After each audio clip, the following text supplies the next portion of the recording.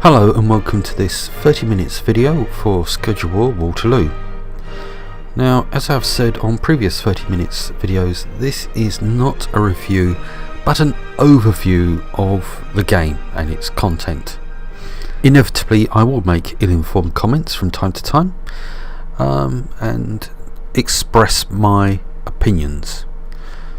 Now, this game has been intentionally released to coincide with the 200th anniversary of the Battle of Waterloo. Consequently, there are some things within the game that have not been implemented yet, but they will come in patches. That said though, the game does come across as complete, well, certainly a lot more complete than other games, but let's not go there. Now, I make no bones about it. I am a fan of this series ever since the first Take Command game. Now, whilst playing the game, I have found a few annoyances, but nothing too much of a trial. What I would advise really is, if you're not too sure about it, wait for the demo to come out, and if you're also looking at that other Napoleonic series of games, try that demo as well. And if you're looking at the GUI on this game and thinking, my goodness, it's tricky, it's hard, try the GUI on the other game. So what do we get in the game? Multiplayer, it's the same thing, and it's up to 32 players, which, let's face it, you don't normally see unless you're playing something like an FPS, and in a war game it is the exception rather than the rule to have so many players. Options.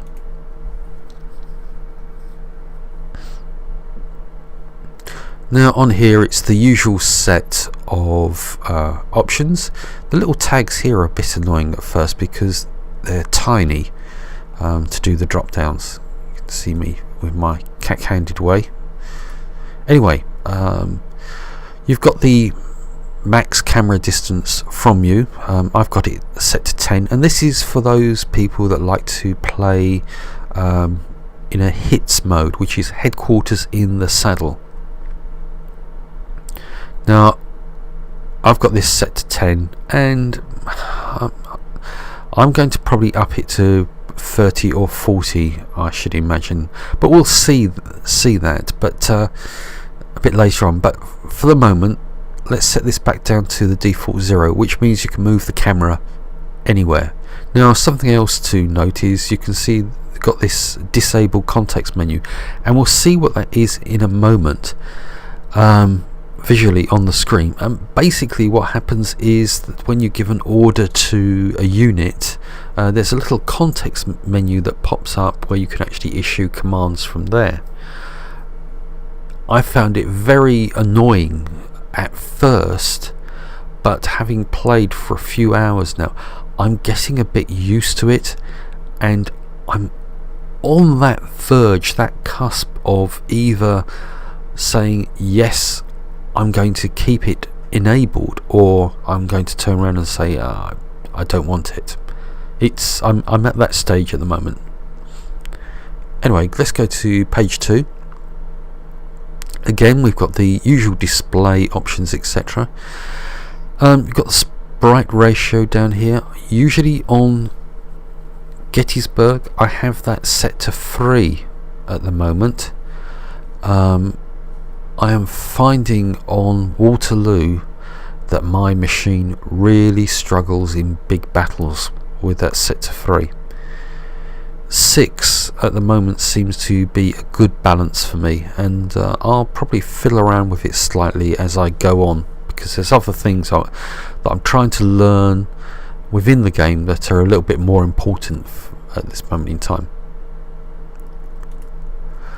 Again, we've got all the camera options, etc. Alright, now I'm going to skip single player for a moment. Obviously resign is exit the game.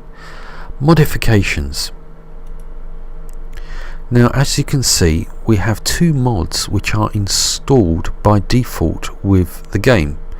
Now, for those of you that are new to Scourge of War, basically you place the mod folder within the mod folder, and then it pops up in this screen. And to turn them on, you just simply press the button in Waterloo. In Gettysburg, it was a matter of getting it to highlight. Okay, so now for the meat and veg. Single player. As you can see, we've got lots of options, and let's just go through some of the easier ones. Waterloo battles. As you can see, we have 5 battles from brigade up to army for the French and for the Allies. A nice little bit of information on the side about the battle. Some of the font size can be, as far as I'm concerned, a little bit small. You've got user scenarios over here, which we don't need to worry about.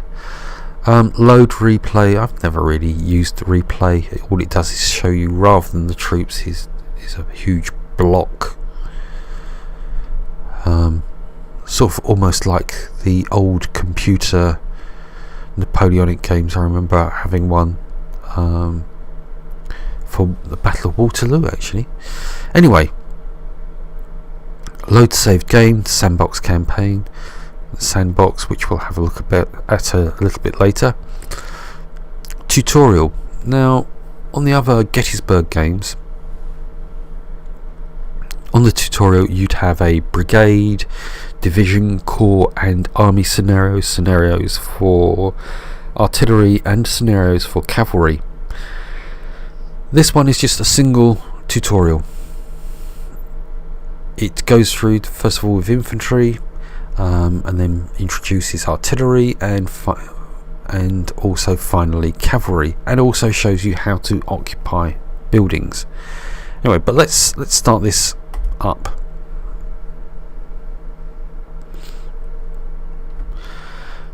So here we are in the tutorial battle. Now you can see we've got this little message coming up, and as you can see I'm left clicking and I'm pulling this up, which is kind of nice. It'd be nice if we could expand it slightly, because as you can see there's very little on there.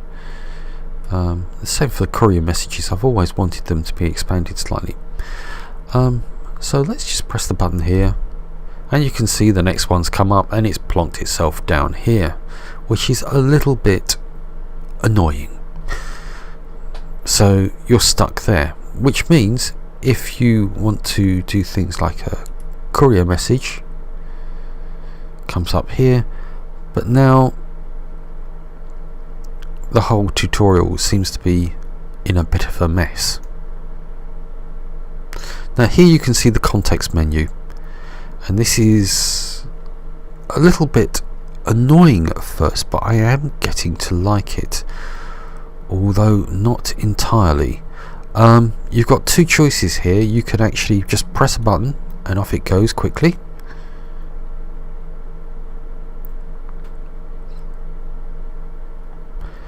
And the other thing is you get this huge green line pointing in the direction you are, but that's another story. Okay, so now if I do here, now what I can do is I can right click on a context button, then right click on a second one, and then hit execute the selected commands, and it does all of them at once. So I've got my commander picked, and I'm going to right click over here. You can see the context menus popped up. I'm now going to give these guys an order, and as you can see the arrow can be a little bit awkward to maneuver, especially when you start the game. I don't suppose you can really see it all that well.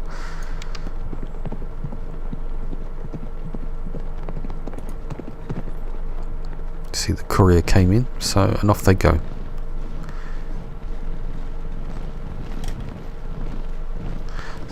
give,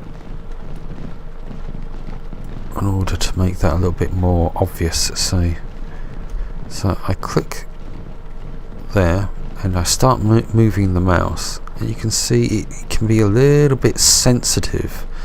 That's my problem with it in many respects. It strikes me as being overly sensitive, or it could be my mouse, because I do use one of these ones where the mouse ball is on the side and you move that with your thumb. So I mean, that could be it.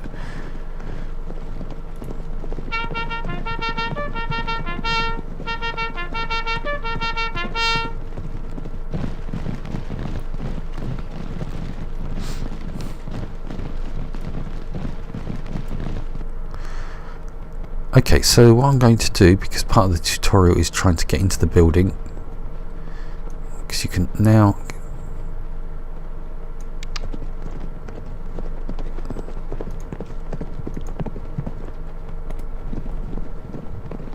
see that work quite nicely. Although I was hoping that they would move there before that actually stretch out to a line.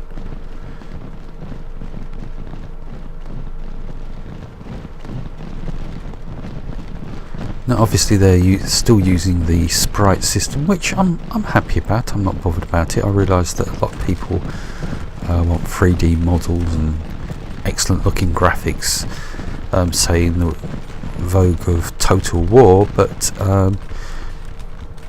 this is a different type of war game to Total War. This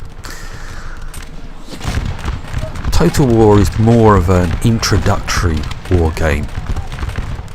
It's sort of Axis and Allies miniatures, whereas this game is more bolt action in a way, if you like. Well, it's more detailed than bolt action.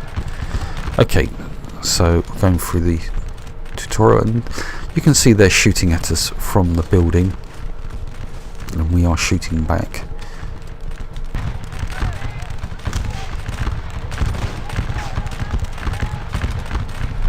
Now remember, this is a 1:6 sprite ratio, and I still think the troop size looks quite nice, quite good. So I'm quite happy about that. As I said, I'll probably play about with maybe a larger size, but I'm okay with this. I get a fairly smooth response.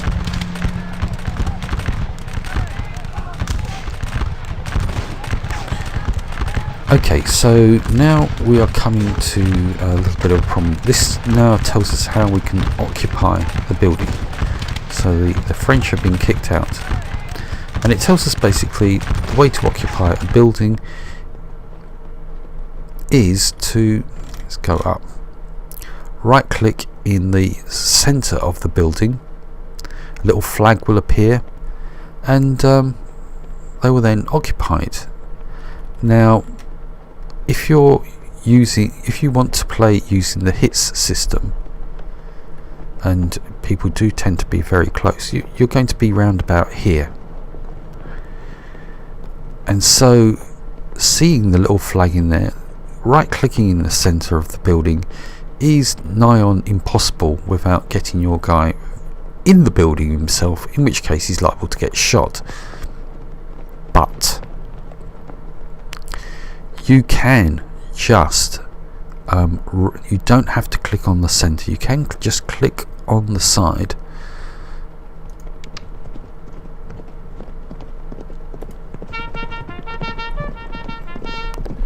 and they should go in and occupy. Now you can see the flag has now appeared, and if you're using the hit system,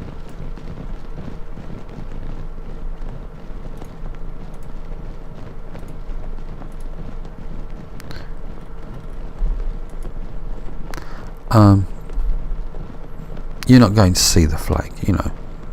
You see that's up, unless you've got limited it to a really high level.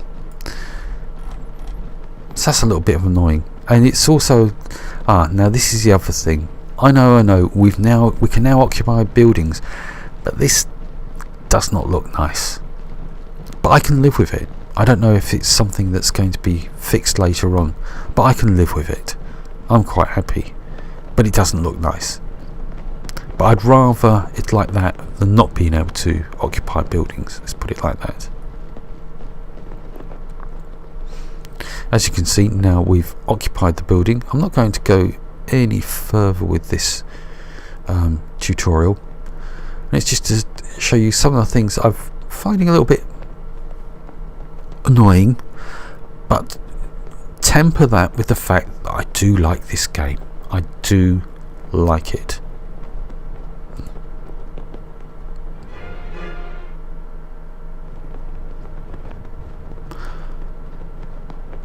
Right, so here we are back in the tutorial again, and I've turned on the grog toolbar, and you can see things are a little bit different down here, and also we've got this extra toolbar here.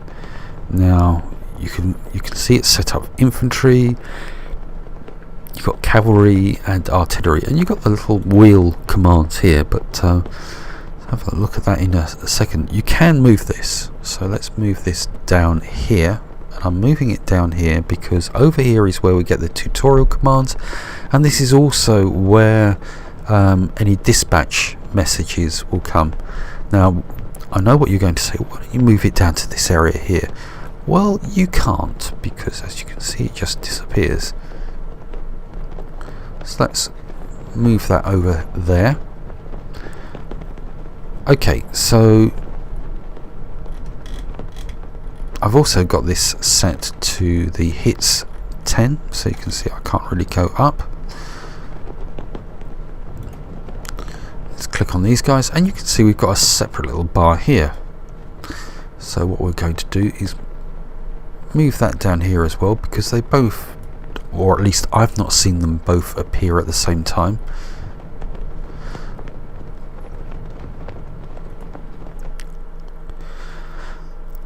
Right, so the other two important ones are Sandbox and Sandbox Campaign. So let's go to Sandbox first.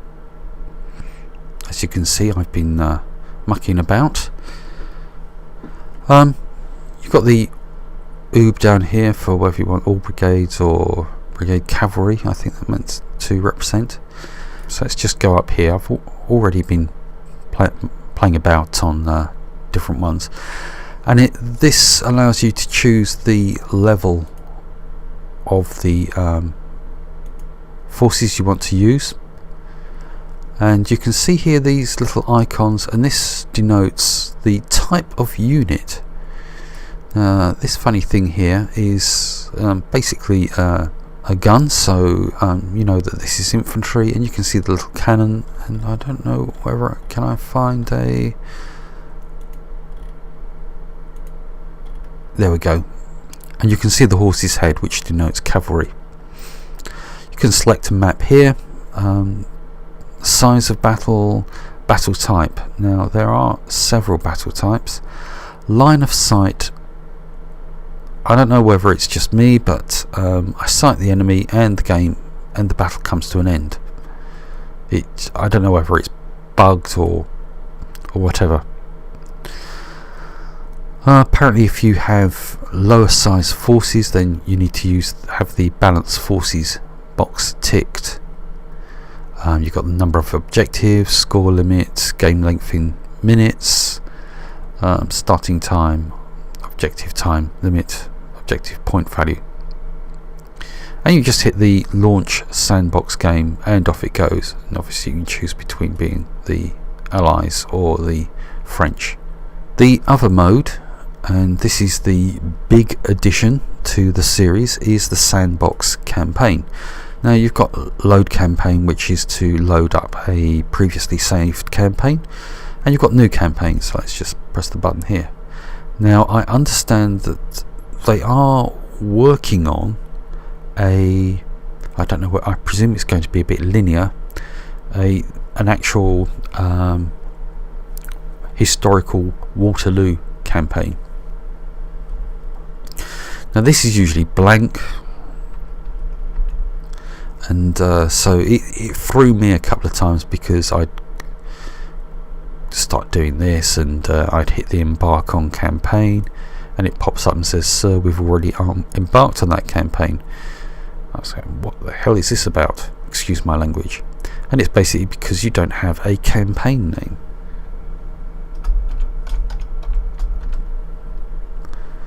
So you do that, and away we go. Let's go a little bit.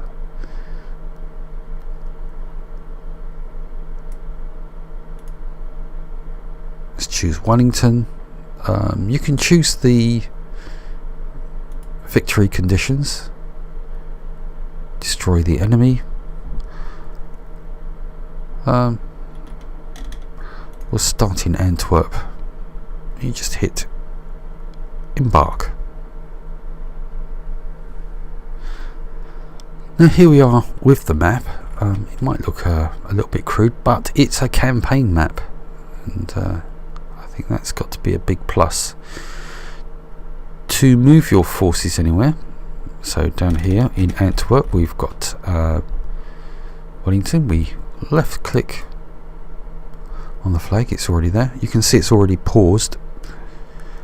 And to move somewhere, so let's move to Brussels, you right click on the name, he says, and it doesn't work.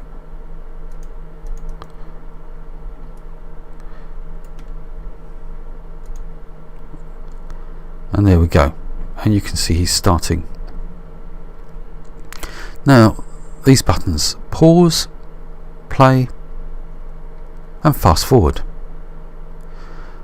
but you can't tell which one you've got engaged. It would be nice to have it highlighted, because if I click on fast forward, I could be running around and not realise that it's fast forward. It's just a little cosmetic thing as far as I'm concerned. I know many people probably say, oh, that's not worth it or anything, but that's just me. You can have more than one battle going on at a time. You can see the list of battles you've got running at the moment. I've got none. Now another thing you can do, if you right click on the flag, you can see we've got the OOB coming up. Got different forces here, so this guy's got infantry, so I click on him and I say, okay, detach. Now let's just come here. You can see Wellington is still moving forwards, but now I've got a second unit, just that infantry brigade. So I highlight the flag,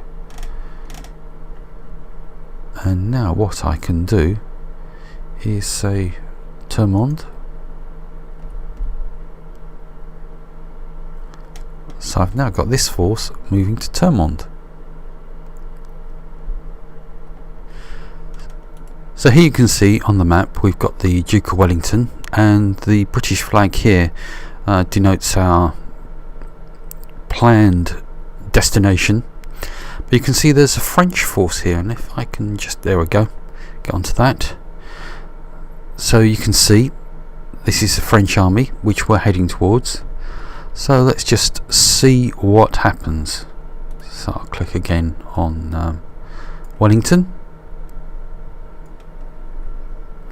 Hopefully he's not going to start moving away, and we'll just see how the battle screens come up. And there we go. As you can see, it tells us what the enemy forces are and our forces. Now we can retreat or we can do battle. So just do battle. Oh, they're retreating. So they're running away from me. Sneaky, not had that yet.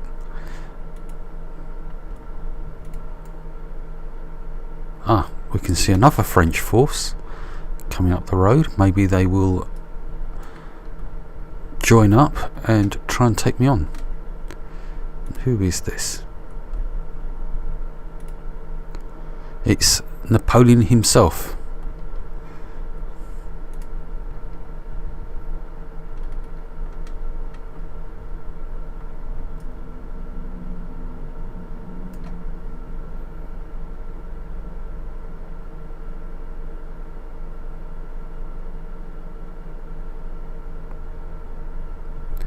Here we go.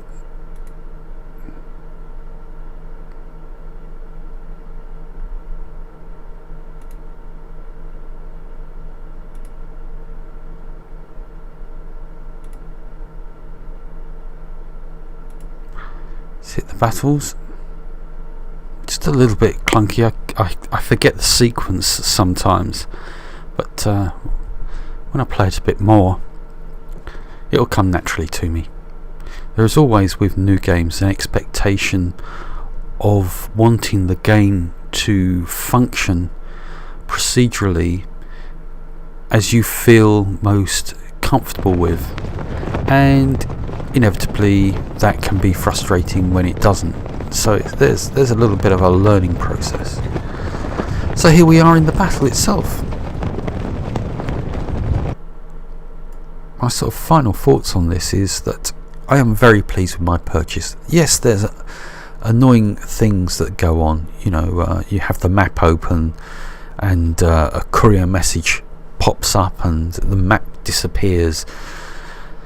And it's all annoying little bits and pieces like that. You're trying to type in a courier message, and a courier message comes in, and it all disappears, and you've got to start again. And it's all just annoying little things just at the moment. And hopefully there are things that might be fixed, but it's nothing really spoiling the game in essence for me. So that's it for me. I hope you enjoyed this video. Thanks very much for watching.